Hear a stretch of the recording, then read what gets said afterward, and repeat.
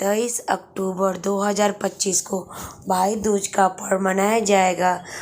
तिलक लगाने का शुभ मुहूर्त 11:42 से 12:27 का है।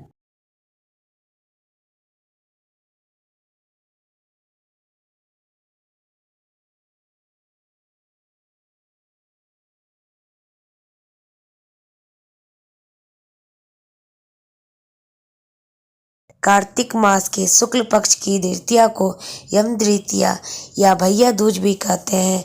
इस पर्व का मुख्य लक्ष्य भाई बहन के पावन संबंध तथा प्रेम भाव की स्थापना करना है।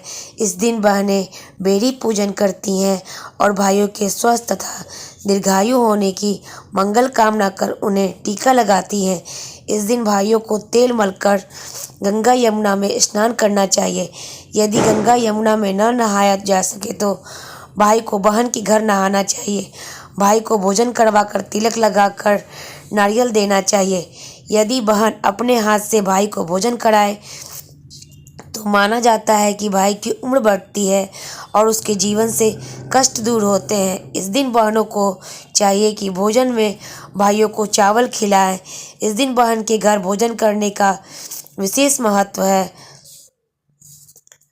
भैया दूज की कहानी।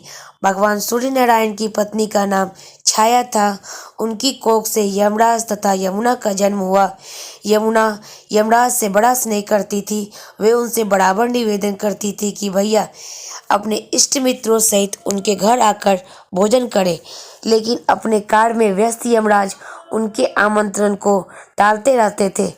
कार्तिक मास का शुक्ल पक्ष दिन आया। यमुना ने उस दिन यमराज को भोजन का निमंत्रण देकर उन्हें अपने घर आने के लिए वचनबद्ध कर लिया। यमराज ने सोचा, मैं तो प्राणों को हरने वाला हूँ, मुझे कोई भी अपने घर नहीं बुलाना चाहता।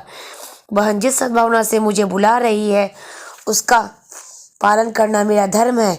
यही सोचकर यमराज ने बहन के घर जाने का निर्णय कर लिया। यमराज को अपने घर आया देख यमुना की खुशी का ठिकाना न रहा। यमुना ने उन्हें स्नान कराकर तिलक आदि के बाद अनेक व्यंजन परोसकर भोजन कराया। यमुना के आतिथ्य से प्रसन्न होकर यमराज ने बहन को वर मांगने को कहा।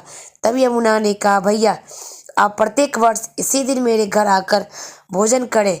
मेरी तरह जो बहन इस दिन अपने भाई का आदर सत्कार करके टीका करे उसे तुम्हारा भय न रहे। यमराज तथास्तु कहकर यमुना को अमूल्य वस्त्राभूषण देकर यमलोक चले गए। इसी दिन से इस पर्व की परंपरा बनी। ऐसी मान्यता है कि जो भाई आज के दिन यमुना में स्नान करके पूरी श्रद्धा से बहनों के आतिथ्य को स्वीकार करते हैं उन्हें यम का भय नहीं रहता। इसलिए भैया दूज को यमराज तथा यमुना का पूजन किया जाता है।